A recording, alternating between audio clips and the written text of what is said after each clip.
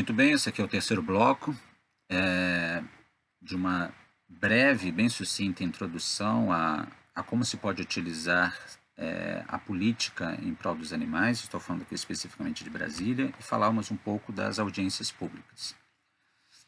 As audiências públicas, como havia mencionado, podem ser solicitadas pelo presidente da comissão, pelos membros da comissão. Então, quando nós sentimos que um tema precisa ser debatido, o que nós devemos fazer? Abordar os membros da comissão ou alguns parlamentares estratégicos para pedir que eles façam uma solicitação para que uma audiência pública seja formada, seja produzida e apresentada àquela comissão. Percebam que a audiência pública, além de ser uma ferramenta que nos permite discutir e apresentar fatos sobre o tema, também é uma ferramenta que nos faz ganhar tempo. É importante lembrar que algumas propostas legislativas, elas têm muita força de tramitação lá dentro, e não necessariamente isso é bom. Às vezes elas têm uma pauta muito ruim para os animais, e tudo que nos resta diante de um quadro de parlamentares que às vezes é precário e que não é forte o suficiente para lutar pelos animais em nosso nome, ou em nome da sua própria pauta, o que nos resta muitas vezes é atrasar a tramitação, a trajetória desse projeto de lei. Vale tudo nessa hora. Pedir audiência pública, apresentar requerimentos pedindo análise um pouco mais demorada do parecer, digamos que um relator ofereça um parecer negativo para a nossa causa. Nós podemos convencer um parlamentar parceiro a que ele peça vista daquele processo, ou seja, eu quero um pouco mais de tempo para analisar o parecer do relator. Ele vai pegar aquilo e ele, obviamente, ele vai, entre aspas, sentar em cima ou tomar o tempo que ele puder, até que o presidente da comissão entre em contato com ele e diga: olha, você já teve tempo de vistas, e aí, como é que é? Vamos prosseguir com o debate ou não? Nós podemos fazer requerimentos de investigação, de avaliação, de questionamento da pertinência de vários aspectos envolvidos à proposta. Durante as votações, os parlamentares podem solicitar uma questão de ordem. O que é uma questão de ordem? Questão de ordem é quando eles verificam, ou na percepção deles, algum tipo de movimento do projeto fere o regimento interno. Então, toda vez que vocês observarem um parlamentar dizendo questão de ordem, presidente, questão de ordem, presidente, isso é um sinal para o presidente de que alguma coisa no regimento está sendo violada, e aí o presidente tem por obrigação, naquele momento, parar toda a discussão e dizer: parlamentar, questão de ordem, qual é a questão de ordem? E aí o parlamentar, munido de uma fundamentação regimental, dirá: presidente, o artigo 32 está sendo violado por causa disso, disso, disso. E aí o presidente da comissão acatará ou não. Então, vários tipos de artifícios são importantes para que nós possamos atrasar, eventualmente, uma proposta legislativa negativa para os animais. É óbvio que a nossa intenção aqui não é apenas atrasar algo ruim, mas modificar algo ruim. E é importante entender que quando um projeto de lei ele cai na mão de um parlamentar que será o relator, normalmente essa relatoria ela é combinada. Vamos imaginar que eu seja um parlamentar, eu apresente uma proposta legislativa que é positiva para os animais e para o ativismo animalista. Todos nós temos por consenso que ela é boa. Então eu vou buscar um parlamentar de uma das comissões pelo qual esse projeto irá tramitar e tentarei fazer um acordo com ele dizendo o seguinte: o parlamentar X, eu tenho um projeto de lei e eu gostaria muito que você fosse o relator. Será que você consegue solicitar ao presidente isso?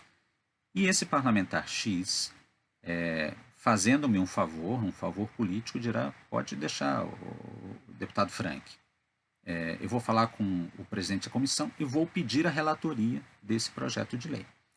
Obviamente, o presidente ele pode conceder ou não a relatoria. Isso vai depender se existe um outro parlamentar Y que também tem interesse na relatoria desse parecer, mas ele quer essa relatoria porque ele vai, de alguma maneira, rejeitar ou modificar uma proposta que seria originalmente boa para os animais. E aí o presidente da comissão Ele fará suas avaliações políticas e dirá: eu prefiro fazer um favor ao parlamentar X do que ao Y por causa de outras pautas. É muito importante aqui, e aqui é importante desnudar um pouco como ocorre o trâmite político em Brasília, e na verdade em qualquer ambiente legislativo, ou executivo também, mas aqui especificamente do legislativo. Em política, quase tudo é acordo. Quando um parlamentar ele pede ajuda de um outro parlamentar na defesa de uma pauta, a menos que esse parlamentar que esteja ajudando também acredite naquela pauta, que os dois sejam convergentes naquela defesa, de uma maneira geral, um favor está sendo consolidado. Aquele parlamentar, acredite ou não na pauta, mas quando ele se decide a ajudar o parlamentar requisitante, vamos imaginar que eu solicite que um parlamentar seja relator, ou que ele apresente um requerimento, ou que ele apresente uma questão de ordem, ou que ele solicite votação nominal, o que significa que a votação de cada um dos parlamentares apareça no painel, mostrando quem votou a favor ou não. Isso normalmente é uma estratégia que se utiliza para justamente revelar quem são aqueles parlamentares que podem estar contrários a uma proposta e, com isso, nós, de uma forma, alimentarmos sua impopularidade, e político adora ser odeia ser impopular. A partir do momento que eu faço essa parceria com um parlamentar, eu, de certa maneira, estou devendo um favor para esse parlamentar. E esse parlamentar pode ou não, de maneira delicada, de maneira muito incisiva, lá na frente me pedir esse favor de volta, o pagamento desse favor, por uma outra pauta, que não necessariamente seja uma pauta animalista. Então, entendam de uma vez por todas que trabalhar na política é trabalhar com uma troca, com uma negociação de favores. Eu posso estar ajudando muitos animais aqui, mas eu posso ser convidado a ajudar numa votação que pode eventualmente provocar um prejuízo, vamos imaginar, para uma classe profissional, a classe dos enfermeiros. Talvez para você pouco importa o que os enfermeiros estão reivindicando, mas para aquela classe ela pode ser muito prejudicada por uma eventual parceria ou pagamento de um favor. Então, de uma vez por todas, entendam que na política a troca de favores é normal. Essa não é uma exclusividade brasileira, ela é frequente e ela é cobrada. Quando você não presta um favor, nada vai acontecer com você. Mas aquela pessoa que se sentiu traída, ela vai se articular de alguma maneira para nunca mais fazer alguma parceria com você ou te prestar um favor, ou muitas vezes ele vai se articular politicamente para te causar um prejuízo. Não é raro que um parlamentar, por exemplo, quando se posicione de uma maneira que é contrária à decisão do seu partido, porque todo parlamentar está dentro de um partido, não existe parlamentar sem partido, é comum que um parlamentar, quando se coloque contra o partido entre em contato com o parlamentar e diga: olha, se você não adotar a posição do partido, você será retaliado nas ações A, B e C, com outras pautas, com outras causas, em questão de liberação de emendas parlamentares ou reunião no ministério, e, enfim, outras atividades que os parlamentares têm. Então, eu trago isso até vocês, e muitos de vocês, obviamente, já sabem disso, mas como um reforço para que a prática de idolatrar ou de demonizar um político, ela seja aposentada. Porque qualquer político, por mais firme que sejam os seus valores, e muitos são, existem muitos políticos que são firmes nos seus valores, você pode não concordar com os valores deles, mas eles são firmes e honestos naquilo que eles acreditam, ou naquilo que eles representam diante do seu eleitorado. Muitos parlamentares eles precisam fazer esse tipo de jogo de prestar favor e pagar favor. Ou pedir favor e pagar favor. Isso é normal. Então, a idolatria e a demonização de políticos, de parlamentares, ela soa como uma ingenuidade, porque existem diversas conversas nos bastidores que acontecem que não chegam aos ouvidos do cidadão. Isso não quer dizer que sejam conversas ilícitas ou que estejam sendo feitas tramóias malignas ou demoníacas que vão causar mal a alguém. O jogo da política é um jogo. E como todo jogo de cartas, você muitas vezes não revela as cartas que você tem em mãos. Você pode ter cartas poderosas e fingir que você não tem carta nenhuma. Você pode não ter carta alguma e deixar transparecer que você tem um jogo poderoso. Você pode simplesmente ter cartas boas e esperar o momento certo para revelá-las por uma questão estratégica. A política é exatamente a mesma coisa. Então, quando nós nos dedicamos a idolatrar ou demonizar políticos, nós estamos sendo um pouco ingênuos em entender que existem diversas tramitações, diversos acordos sendo feitos por trás daqueles acordos que nos interessam.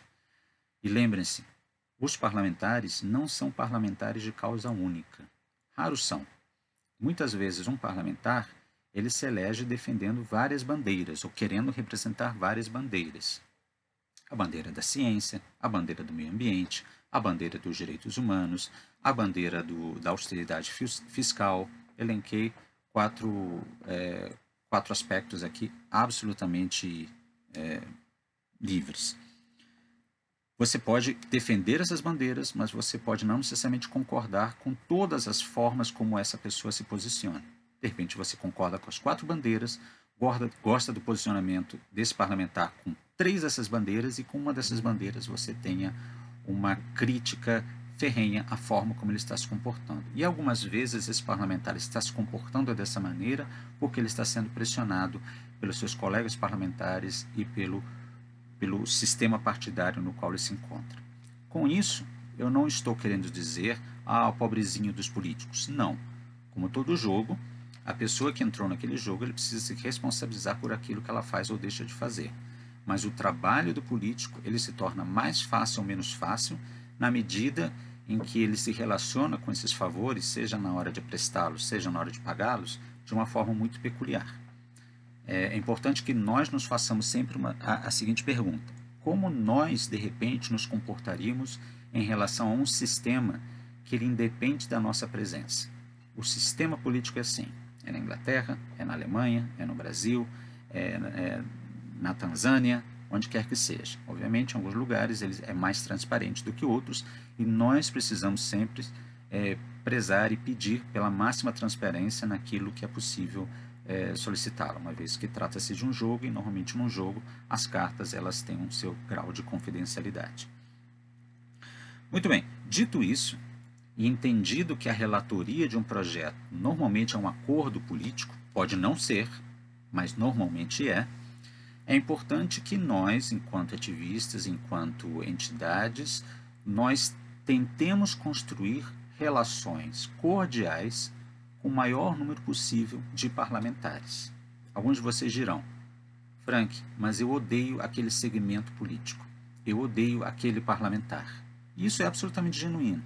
Isso faz parte do jogo democrático. Mas lembre-se de uma coisa. Você, cidadão, não está investido de mandato. Você não tem as ferramentas para intervir e modificar a trajetória de um projeto de lei. Seja modificar a sua trajetória, seja modificar o seu teor. Como eu disse originalmente, se uma proposta legislativa saísse do meu gabinete, ela pode ser modificada em cada comissão que ela passe, dentro daquela casa originária, e ela pode ser novamente modificada ou retornada à sua estrutura original na casa seguinte. Então vejam que o trâmite de um projeto de lei ele é muito complexo e ele está aberto a várias intervenções. Se eu não construo uma relação cordial, não precisa ser de amizade, cordial, técnica, profissional, com outros parlamentares dos mais diversos segmentos, eu tenho enfraquecida a minha forma de realizar ativismo pelos animais. Gritar nas redes sociais está acessível a qualquer um. Se funciona, é outra coisa.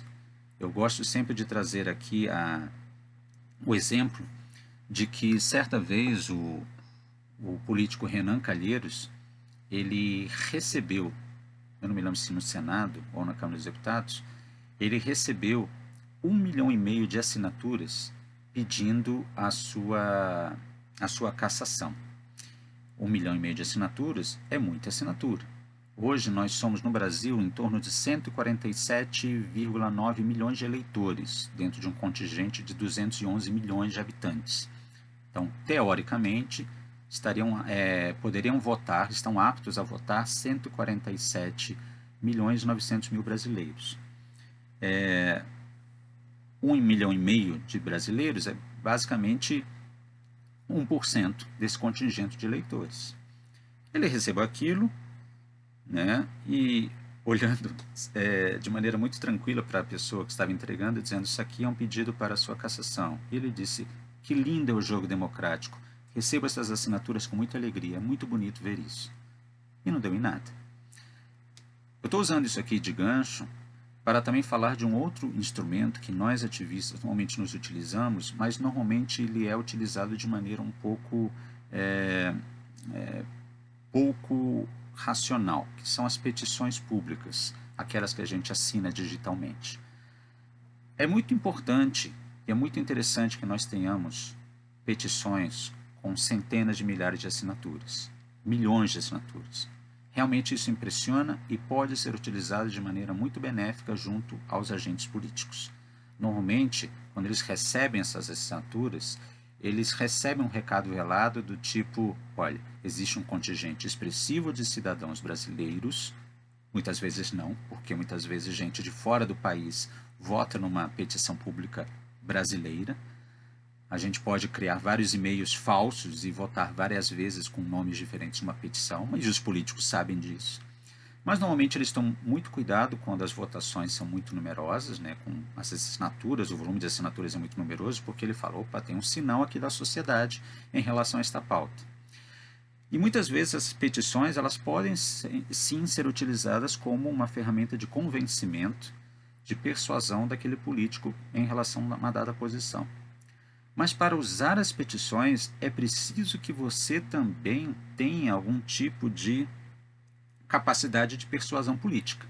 Simplesmente imprimir as petições, levar na Câmara dos Deputados, no Senado, tirar foto, fazer um evento e receber do parlamentar um sorriso, não garante que ele vá atender ao pleito da sociedade ou daquele volume de pessoas que se utilizaram da petição. Com isso, não estou querendo desestimular a participação nas petições, muito pelo contrário, elas são muito bem-vindas, mas é preciso que quem vai utilizar a petição, ela entenda como funciona o jogo político, e ela saiba apresentar essa petição, e ela saiba entender a forma de colocar essa petição de uma maneira cirúrgica, para que aquela pauta ela possa ser atendida ou não. Outra coisa que é muito ruim com as petições é que existam múltiplas petições para o mesmo fim, porque isso fica pulverizado. E aí muitas vezes um grupo A apresenta a petição para a pauta B, um grupo C apresenta uma petição diferente num outro site, no mesmo site para a mesma pauta B e assim por diante. E esses grupos não conversam entre si, cada um desses grupos quer juntar um volume de assinaturas para, de alguma maneira, utilizar isso como capital político para o nome da sua entidade. Isso é muito ruim para os animais, é muito ruim para o ativismo. A pulverização de força, de energia, acaba enfraquecendo a luta. Eu sou uma pessoa que sempre defendi, continuo defendendo, vou utilizar esse espaço aqui novamente para defender, que os grupos, por mais diferentes que sejam, eles precisam se unir, porque o objetivo aqui é a defesa dos animais, e não a defesa da sua marca, ou do seu rosto, ou da sua popularidade. Eu já vou aqui me aproximando novamente de um bloco do final de 20 minutos, um bloco de 20 minutos, mas quero dizer para vocês que nós, enquanto ativismos, podemos atuar nas audiências públicas, nas comissões, nas petições, na abordagem dos parlamentares através das suas redes de contato, mas existem outras maneiras e vou falar delas um pouquinho mais adiante.